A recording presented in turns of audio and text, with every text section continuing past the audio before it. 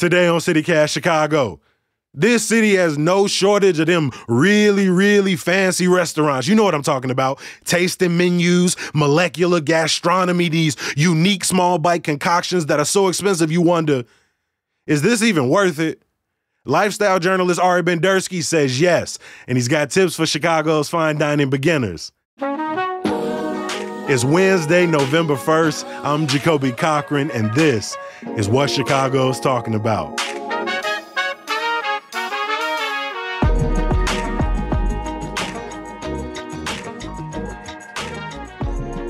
Ari, welcome to CityCast Chicago. It's good to be here, Jacoby. Thanks for having me. Before we get into the ins and outs of Chicago's fine dining scene, what's your most memorable experience in Chicago eating out at one of the fancier, more expensive restaurants? Well, it's such a tough answer. There's been so many. Alinea, the only time I went was over the top, incredible. It was like a 6+ hour experience. And this was when they first started doing the chocolate dessert on the table. So we got to see that in the early days, and that was insane. It was right before they opened the aviary. So they were testing out their cocktails, but doing it in bite forms. So we started our meal with bites of basically 5 classic cocktails. So that was kind of got us a little drunk pretty quickly. You mentioned the aviary. I have been there for cocktails, but Alinea is, I think, still Chicago's only 3-star Michelin restaurant. Anybody who has ever described it to me has always done one of two things. One, made it clear that they've only been once or twice. And two, they described this sort of over-the-top experience that if you weren't familiar with fine dining, those descriptions would just be like, all right, that's what it is. But for a lot of people, what actually is fine dining? Is it the fact that it's expensive? Is it the fact that the dishes seem, abstract and artistic? What makes a restaurant fine dining, Ari? It's all of the above. Going back historically, it used to be the hushed room, white tablecloth, had to wear a blazer or a dress. It was more expensive. It was harder to get into. It was usually French. And over the years, as we moved into a little bit more of modern culinary in the last 10, 15, even 20 years, it became a little bit more approachable as far as the decor, what you had to wear, the ambiance, the vibe, etc. But there are still places that are set apart at the cost level, which can be prohibitive. You can define it different ways for different people. Oftentimes, it's the quality of the food. So it might be a little bit more luxurious of ingredients. It could have Wagyu, caviar. It could have oysters, scallops, crab, things that are considered to be a little bit more luxurious. It's the way that the food is presented on the plate. There is an elegance oftentimes. There's an artistry. Sometimes it is presented like at a place like Alinea, where you're getting a bite of something that you think that looks totally different than what you're tasting. So there's a little bit of magic in how they're creating the food. So, it's not like you're just getting a burger. It could be an incredible burger. It might be the best burger you've ever had. Like if you're going to like Samal Cheval or something like that, and you just get a really great burger, or the Loyalist. They're presenting food in a different way that's more elevated than you're going to get at your, fast casual or casual establishment. When I hear this description, it's hard to think that it isn't, in some ways, maybe a little white, a little classist, a little inaccessible. In some ways, is that the story or the stigma of fine dining? Is that beyond being extremely expensive, that it feels inaccessible to a ton of people? I think that probably there was a time that it was that, sort of like that fancy country club that didn't allow people of color or Jews to come and play golf there. I think that there are places like that probably that still do exist, probably more of a private club sort of a vibe. But I think that especially as millennials got older and wanted to have more experiences, and, people of all colors and races were going out and trying to do different things, I think that it became more accessible. Is it inaccessible from a pricing perspective? Sure. Does anybody get turned away? No. Are there places that like Valhalla in Time Out Market, which is a tasting menu experience, but also has an a la carte option that you could just order off the menu. Their whole vibe is come as you are. So Yeah. you could be wearing shorts and come in and sit down and have a great meal. So, are there people who might feel uncomfortable or might think that it's not accessible to them? Sure. But I think that I don't know that race necessarily plays into it like it maybe used to. Who are some of the local chefs that are challenging the idea of what a fine dining restaurant is? I think about one of my first experiences in Chicago was over at El Idea. And it was a restaurant that felt, again, price prohibitive, but when I walked in, it still felt come as you are. The chefs talked to you as they were bringing things out. It felt like they were educating you on their histories as well. And I felt a part of the crew for the night. Yeah, I think that like what Philip Foss was doing at El really did kind of push the boundaries there, just like Schwa did. I've been to Schwa too in Wicker Park. Where it's just like you feel like you're part of it. You feel like it's a party. Sometimes it could be a little crazy, but that's kind of part of the fun experience. But then there are a lot of newer chefs. I just wrote about in Time Out Chicago an article about this new crop of younger chefs who are doing things to kind of break the definition of fine dining or a prefix menu. You go to the Coach House at Wazwan, where it is an Indian restaurant, and it's very authentic. And it is Zubair Mohajir, who is Indian. He is putting out food that he grew up eating and cooking, experiencing with his mom and his grandmother in the kitchen. Over at Indian, it's the same sort of thing. Up in Rogers Park, Cambodian restaurant that I'm at the Khmer Fine Dining. It literally tells the story of her people through the war and the genocide that happened in the 70s under the Khmer Rouge. So there are ways that fine dining and finer dining are being presented, but also that make it more accessible, that they're telling stories. At Wazwan, Zubair comes out and he's like, this is who I am. I'm going to talk how I talk. I'm going to, as far as like having profanity in his presentation or whatever it is, he gets excited about the food. And he's not worried about if somebody's going to judge him based on how he's presenting the food. He wants them to enjoy the food that he's making and to know the story that the food is telling. When we think about fine dining and what makes fine dining, I think about some of the shows I watch on like Netflix, and it always seems that when a chef is trying to open a soul food restaurant, a Caribbean restaurant, an African restaurant, there's this idea that they have to elevate the food for it to be fine dining. Do you think that's the case across the scene in Chicago, that there needs to be this this extra level of artistry or something put on top of people's foods of origin for it to be considered fine dining? I don't know if it necessarily needs to have the element of like artistry or elegance. Not to say that food that is being put up isn't elegant, no matter what the category is. Go to Virtue in Hyde Park. Eric Williams, who's another person, like he worked his way up in the ranks, started at MK and became the executive chef, and he eventually opened Virtue. And we all know how hailed and celebrated he is nationally, not even just in Chicago. And you go to Virtue and, you get the shrimp and grits, and it's very familiar and it's very approachable, but there is another level to it that the food is just that much better. But it doesn't have to be presented in a way that it is like painting on the plate or put on the plate with tweezers. All right, a little knuckle of grits with like sort of a cut up shrimp spread across the plate. Right. So the food is still beautiful and it's incredible and the flavors are there. There's a reason that Damar Brown was the fan favorite on Top Chef, and that he won a James Beard Award the year after Eric Williams did. They're doing incredible food down there, but it doesn't necessarily mean that it has to be in this vaunted space of 3 Michelin star fine dining atmosphere.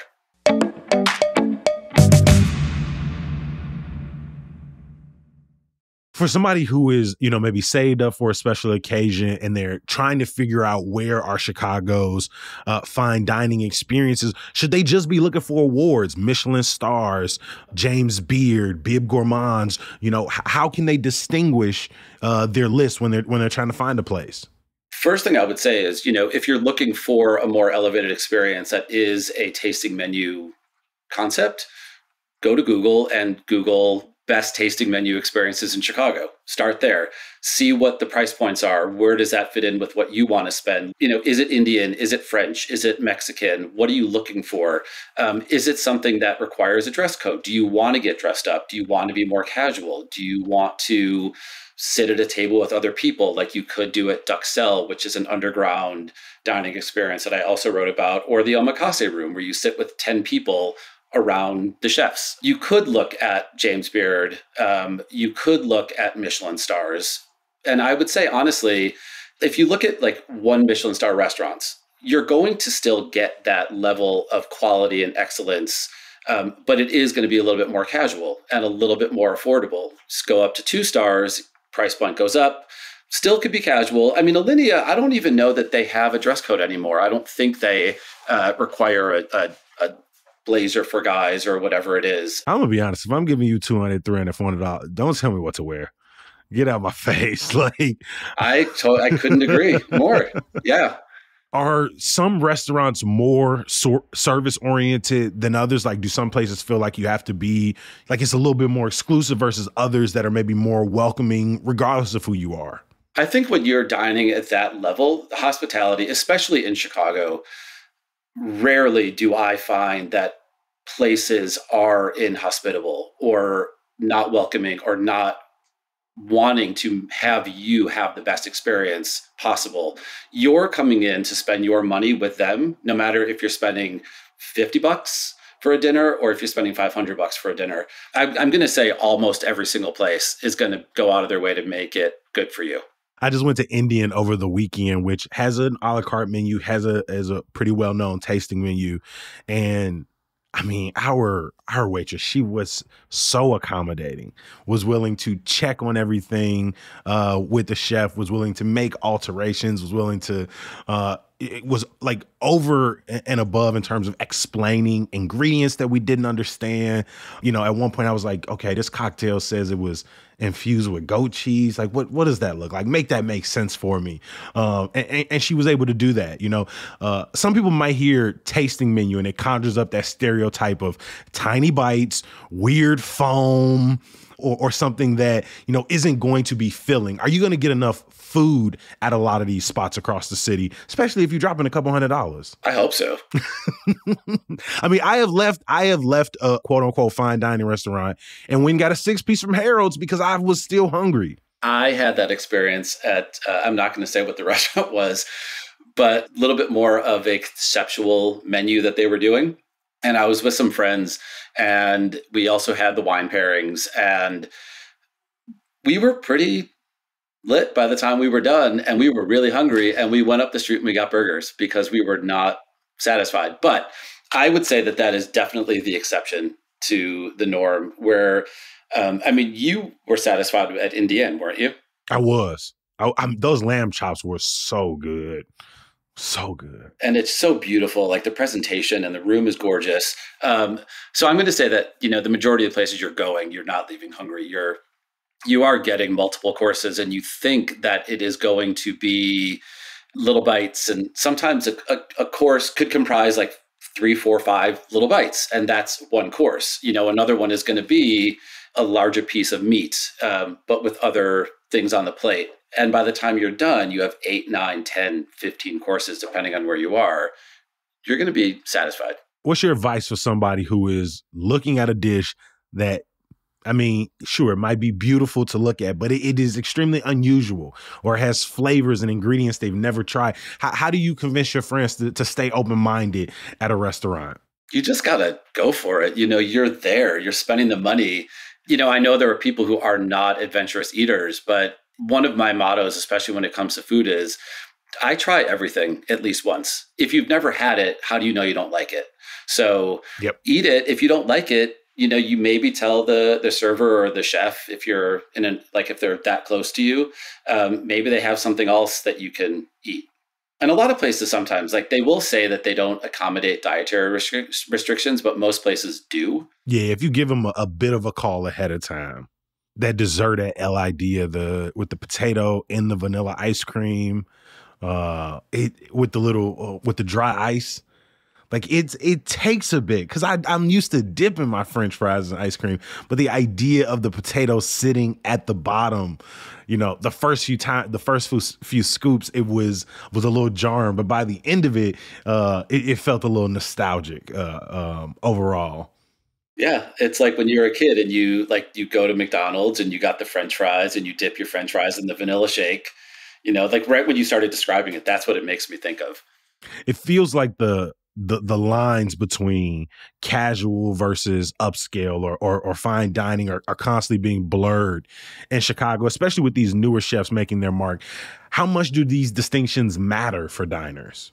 I think that's the beautiful thing about dining these days is that those lines are blurred. And, you could go to so many places, whether it's in Logan Square, in Hyde Park, in Fulton Market, that you're going to drop cash on your dinner. Like it's, for a couple, it's rare to get out of there without spending $150 at a quote unquote normal casual restaurant these days. Prices have gone up, but I think that dining has become so much more about experiences, and you're going to notice that when you walk in the door, and it doesn't have to be a fancy, beautiful space. Like it could be all about the great hospitality and the incredible food in a more casual environment. And so I think that is has been going on in finer dining, if you want to call it that, for the last, 10 years.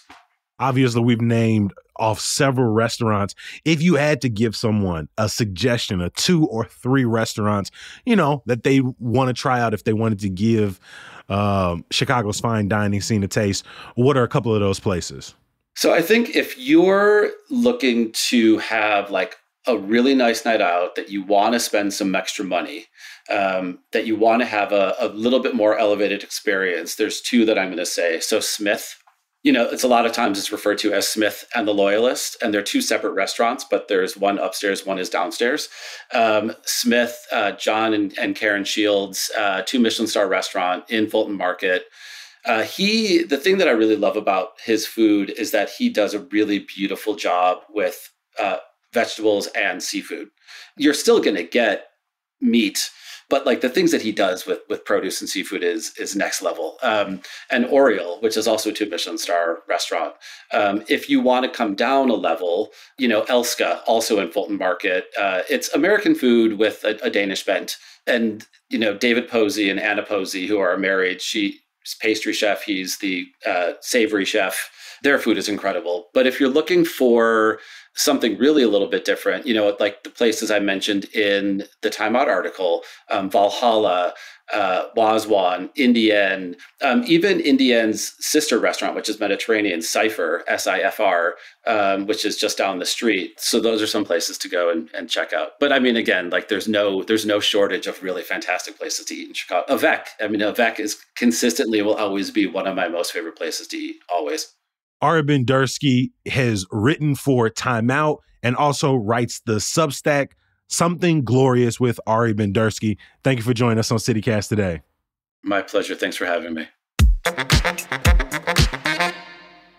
Before I let you go, we got more news, events, and our neighborhood guides at our website, chicago.citycast.fm. Today, we got a new one for Andersonville. If you just click the neighborhood guides tab on our website, it'll show you our favorites across the Chicagoland area. Some good news. The 40th Annual Chicago International Children's Film Festival begins Friday and runs for the next 2 weeks. There are over 250 films, including animation, documentaries, and action movies for young people aged 2 to 18. See the full schedule of in-person and virtual options in the show notes. As always, we appreciate you for listening and reading. Seriously, thank you. It means a lot to us. I'm going to talk to you bright and early tomorrow. Peace.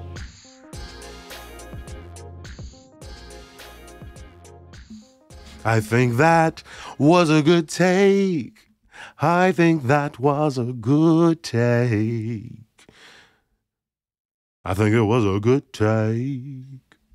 Yeah, yeah, yeah, yeah.